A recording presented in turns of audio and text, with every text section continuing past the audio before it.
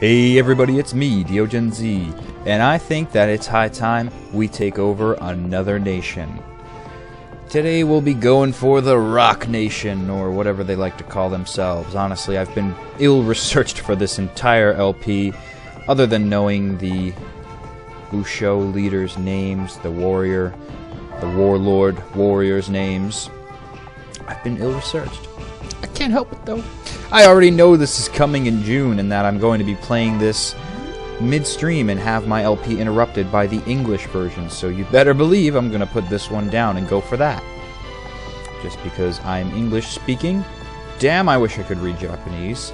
I've learned some hiragana, but overall, I want to understand what's going on in this world. I want to know why everyone is so nation hungry. Maybe that's just how they did it in this time. Who knows? But we will be taking on Ujiyasu and Kaihima in their lair.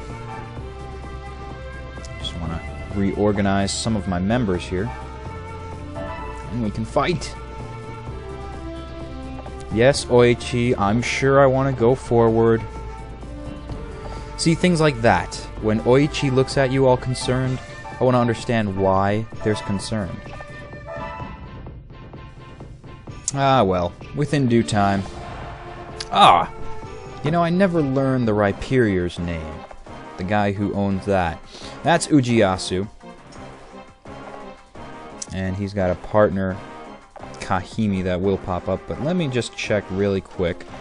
Who is the guy who has Rhyperior? Shinjin! Alright, that's the Busho warrior who popped up before this battle. Ooh, interesting field. We've got button pressing mechanics, boulders all around. Pretty fitting since Ujiyasu's main Pokemon is Boldore. But what will those bring? I'm betting pain. You know, that's my first guess. As are most environmental hazards and traps in these Busho warrior lands. It might as well be called Rock Nation for all I care. All I care is that we win. Alright, Jiggles, open the button. My Pokemon are starting to come out of the rock ring. I want to see what these do. Which way do they roll? That was just stupid. You know, I really... That was poor observational skills on my part. Sorry, guys, for being a doomass and injuring my own Pokemon. If you notice, they're all on slopes. If boulders were meant to roll upwards... I can't reach or do anything without hurting my own team. I'm not going to do that again. Yeah, then I should have noticed. They're going to roll down, not up. They're not going to jump. They're not going to be like the springy balls in the Bug Nation. Okay. Yeah, Kahimi's all proud of herself, thinking she knows she can win. Oh, noes!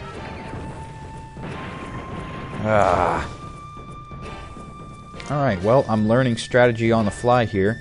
When the doors fall down, yeah, try and move your Pokemon out of the line of those boulders, like that. Line them against the walls. Or leave that little ring as soon as you can. That's kind of the thing, though, with most Busho warrior fights. Or at least you hope it to be that, because you want a challenge. Is that the leader is always much better at utilizing the environmental hazards to hurt you than you are to get at them. I mean, I think back to the Electric Nation. The Electric Nation with Genchio. And I don't know still how to use that ring to my advantage. I don't know which button presses go where. I don't know what decides how the bolts land. All I know is you're going down, Kahimi! Trying to That was just a big word mash there, but try and sustain my bubbles for 2 turns. I bet it can't be done. Okay, Drillbur. Oh, damn, I was gonna say, how far is your range? In theory, you should have unlimited range. The whole ring in this instance should be your attack area. It's just a matter of how long it takes him to drill up. Perfect. 1 Pokemon already eliminated. 1 close to dying. Alright, you're freaking annoying with that fire. It's not a fire blast, though, is it? Oh, I'm trying to think what that is. I've seen it before. Alright, somebody's gonna have to comment below because it's slipping my mind today. I have been doing so many final preparations for finals. Not final preparations for ending this channel or doing anything of the end of sorts, but preparations for finals have been brutal, and my mind is a little bit on the fritz. Oh, Flame Burst. See, I knew it would come to me eventually. I just had to think of it a little bit harder. A little bit. I tell you what, though, this last semester has been pretty grand. I think I got all A's, so that's good. But anybody who is getting into science, or anybody who fears science, for that matter, I should say, because this goes for everyone, I think that bio and the other fields of science can really be treated as if you're learning Pokemon. Instead of remembering stats of different Pokemon and learning their types and what their names are, of all 600 plus, you're just going to be learning about parts of cells and different mechanics that interact with one another. But when you come down to it, it's kind of a push and pull, plus and minus relationship. Everything trying to come to homeostasis, and a force of charges getting it to do it. So in a lot of ways, especially when dealing with chemicals, seeing which is somewhat of more super effective on another solution than another, you can apply the same knowledge and way that you learn Pokemon to the art of science. Or really not the art of science, the method of science is probably more like it, because not too much opinion is involved in science. It's pretty cut and dry, lots of experimentation, not that there's not room to disprove, that's what science is all about. But it's not something that is wavered on one's idea of beauty or opinions, and that's how art goes.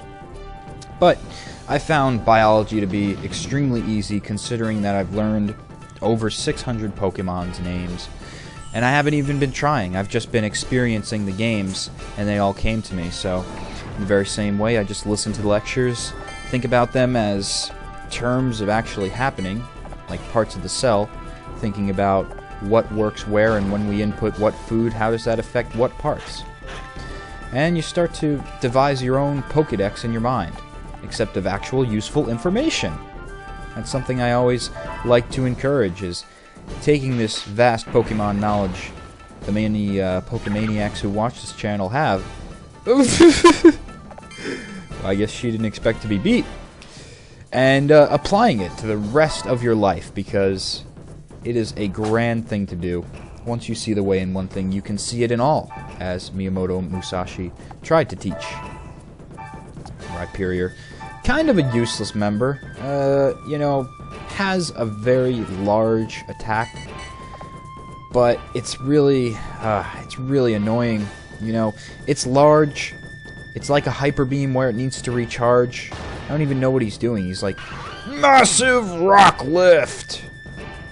And this muscular dude's like, oh, Prinplup, why can't you do more muscular rock lifts, so you'd be able to sustain the blow from a Boldore? If you could have lifted rocks like Rhyperior, you could have just chucked that Boldore away. But it takes so much energy, and so many spaces. I mean, what is it, like 4 spaces, or 3? That's 1, 2, 3, 4. 4 spaces it takes to get a good shot. Ah, and it has a chance to miss. That's the thing. It's not even like a dead-on accurate move. Super effective, my ass, if it doesn't hit.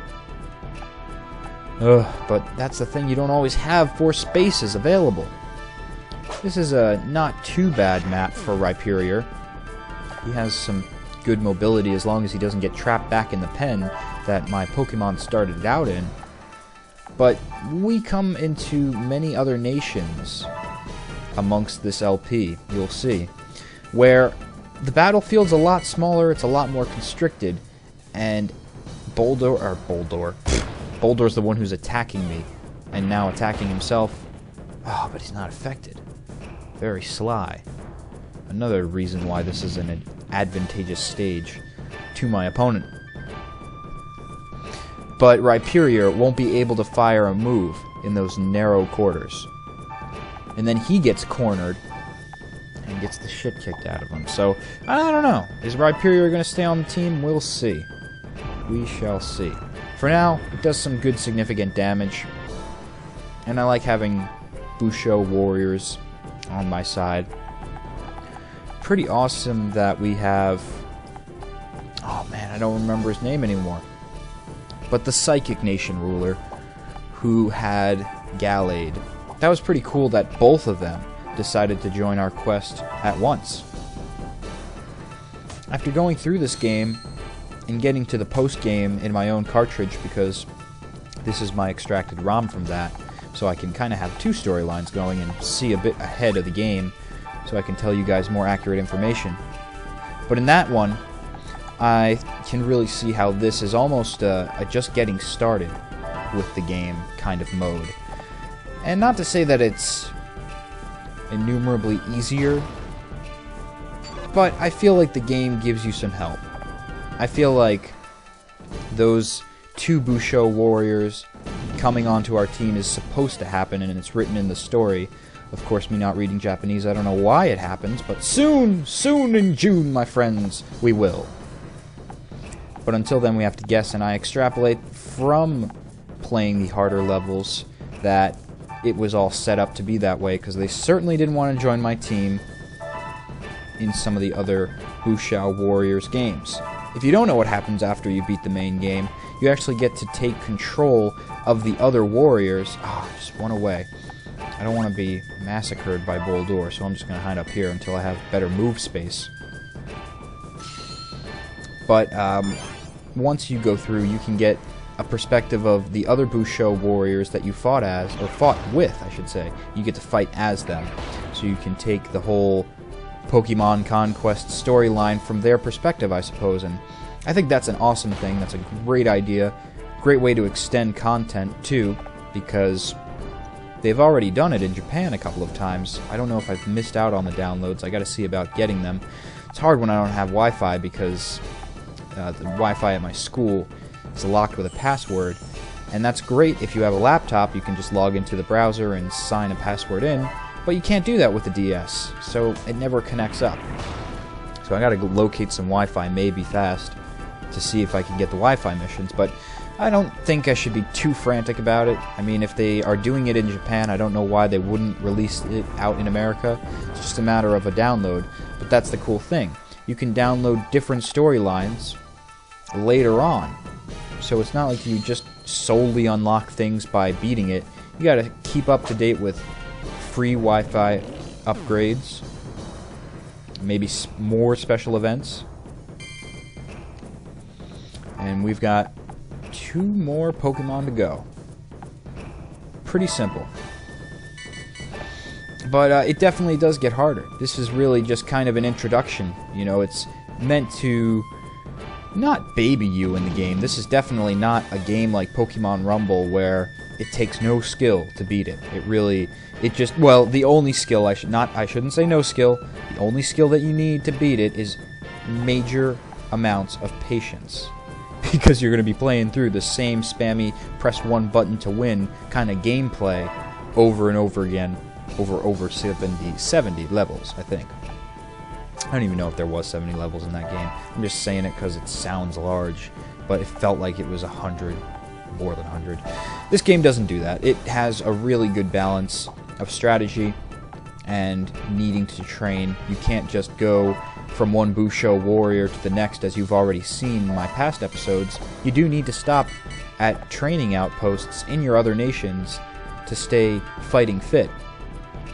And something I've noticed is that when you train your Busho warriors in various nations, even if it's not your main team, even if it's just a team waiting in the wing to defend your nation that you've already won, then that will deter a lot of enemies.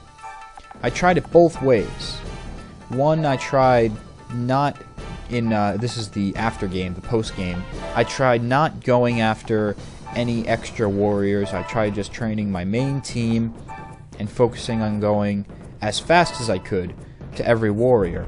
But what ended up happening was, because I had unprotected regions, unprotected nations, and yes, I know they don't seem like nations, they're really towns or zones, but in the game they're nations, that's what they're referred to as.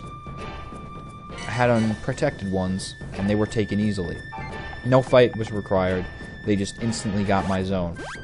So I spent a good portion of the game gaining back territories I've already taken from Busho warrior leaders, and getting them back again and again, and not actually making much real progress. So yes, I had a team in the end that was supercharged and evolved and all that good stuff. But what real good did it do me when I was spending most of the gameplay just defending what I had already owned? Now I did it in another fashion of trying to actually train every single member that joins my team, and I haven't been invaded once. Okay, maybe once or twice, but really minutely. And it was easy to gain back the nation that was stolen from me, so it's a good thing to keep in mind. This is really the first kind of beginning levels. That's why we have Oichi on our side. You know, you don't start out... Well, actually you do. With most cases you do start out with a companion, but it's not going to be Oichi all the time. In fact, in the... what is it? Motonari? No, Motonari has Snivy. It was Hideyoshi, wasn't it? Yes, it was. It was Hideyoshi's story. He's got someone who has a Dust Skull and a Mareep with him. So we had to face Oichi to take that nation. It's all about turning around the story, but this is a good way to get indoctrinated in all the ways to conquest these Pokemon nations. Okay, so is he so impressed with our power that he'll join our team? It doesn't seem to be that way, but hey, you! I have no clue who he is. I really, you know, no idea. He's not even in a nation or anything. He's just wandering. His name is Kiji, or KG. I think it's Kiji. And I don't know what nation he comes from. He's confusing me, speaking in a language I can't understand. He seems to be looking after our power levels, so perhaps he'd like to face us himself. That's just my guess, because he puts his hand out so many times. Makes me think he's saying, "Ha! DeoGenZ, we will verse. I will kick your ass, but you're not strong enough yet. So get stronger." See you next time, guys.